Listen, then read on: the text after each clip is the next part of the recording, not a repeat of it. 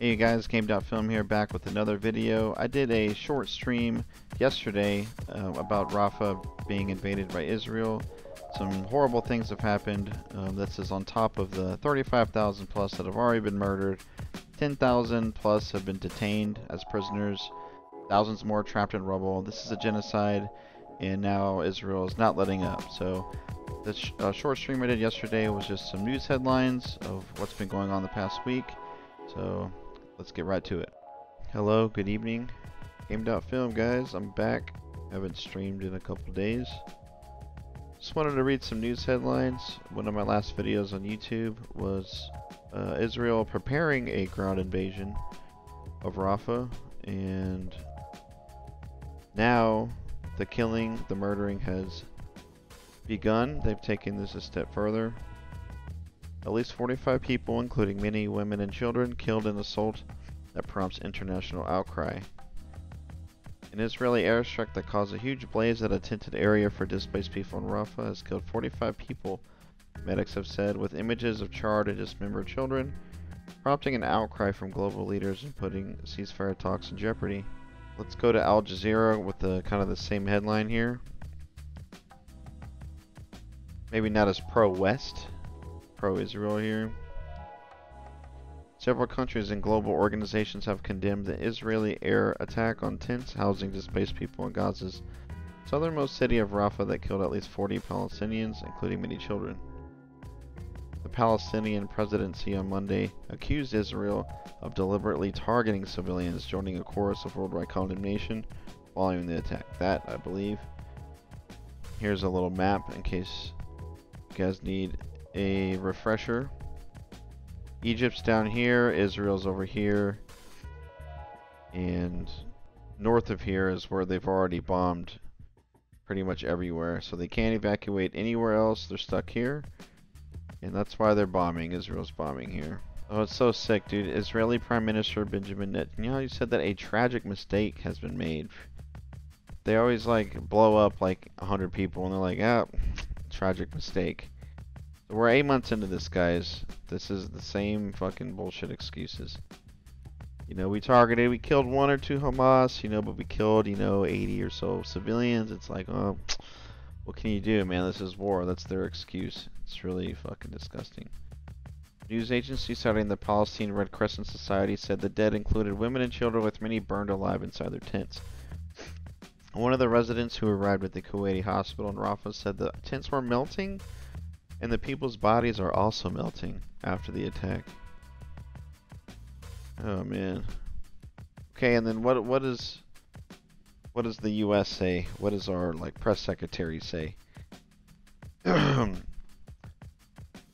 Rafah civilian deaths horrific, quote unquote. But Israel has not crossed Biden's red line, Kirby says.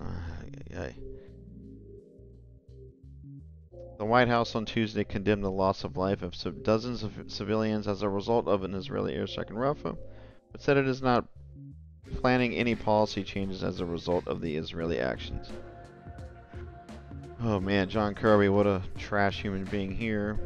He added that the U.S. was monitoring the results of an Israeli investigation into the strike, which suggested the civilian deaths were the result of a secondary explosion after a successful strike on 2 Hamas operatives. Yeah, so the people that do the war crimes are going to investigate themselves. You guys know how that's going to go, right? Pentagon Deputy Press Secretary Sabrina Singh said she did not know whether it was a U.S. provided weapon that was used in the deadly Sunday strike that killed the dozens of civilians at a displacement camp. I do not know what type of ammo was used in that airstrike, Singh said. I have to refer to you to the Israelis to speak to that. The Israelis have said they used small diameter precision munitions in the attack and have suggested that a secondary explosion caused a number of civilian deaths. Singh said the U.S. has not paused shipments to Israel in the wake of the strike. Security assistance continues to flow. How fucking disgusting is that? I wanted to read one of my previous videos. This was like back in December, January. They had already dropped tens of thousands of unguided bombs. They've dropped over 202,000 pound bombs. Okay, been doing this And just to talk about these 2,000-pound bombs. And, since the start of the 7-month Israel-Hamas conflict, powerful U.S. supplied 2,000-pound bombs have been used in bombardments on Gaza's heavily populated areas. And now, for the first time, U.S. President Joe Biden has acknowledged that the bombs, which military experts say turn Earth into liquid, have killed civilians in Gaza. This article is from May 9th, so it's a little older. And I think this is a Australian news outlet. So I'm kind of trying to get different perspectives, I want to see what they're reporting on. But they confirmed it, man. Our own president admitted it. We have killed civilians in Gaza. Duh. Civilians have been killed in Gaza as a consequence of those bombs and other ways in which they go after population centers, Biden said. Why these bombs? Washington has paused one shipment consisting of 1,800 Mk-84 2,000-pound bombs and 1,700 500-pound bombs, according to U.S. officials. The blast of an Mk-84 bomb is so immense, it turns Earth into liquid. Mark Alasko, a former Pentagon official and a war crimes investigator for the UN, told the AP last month. It pancakes entire buildings. He added an explosion in the open meant instant death for anyone within about 30 meters, so that's like 90 feet. Lethal fragmentation can extend for up to 365 meters. So that's over 1,000 feet, guys. So on one of the most densely populated places on Earth, this is what they're dropping.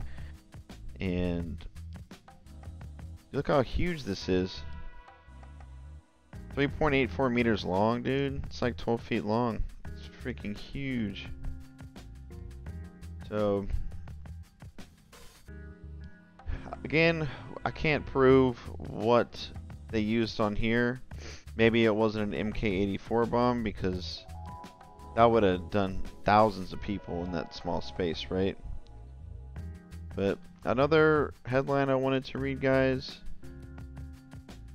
U.S. Gaza aid pier shut down after damage from heavy weather. This is a $320 million pier they built. They claimed it was to bring aid in, which I think is bullshit. It was probably military stuff, right? But this was 2 weeks ago it was built, and it's already crumbled because of some like harsh weather. So yeah, man, $320 million little pier that was built. Already 2 weeks later shut down. Just what I can't tell you is that we don't control the weather. There was an unfortunate, unique pattern of events with high seas and another storm that came in that caused the pier to become inoperable during that time. Yeah, built by the U.S. Army. So that was all performative, man. They were not bringing in shit, and it's already broken down. It's like, oh my god. And I had another news headline to read for you guys, but usually Haaretz, which is a pro-Israel site, they're reporting on some truth, But damn, I didn't realize they usually don't give me this. They force me to subscribe to their stuff. But you can probably Google this and find a different one. Internal IDF report finds 2 Gazans died after being beaten en route to Israeli prison. The detainees were on their way to a detention facility where the majority of they're keeping prisoners. While several soldiers were questioned about the incident, no one has been arrested on suspicion of causing their deaths. Surprise, surprise. But I just wanted to read that.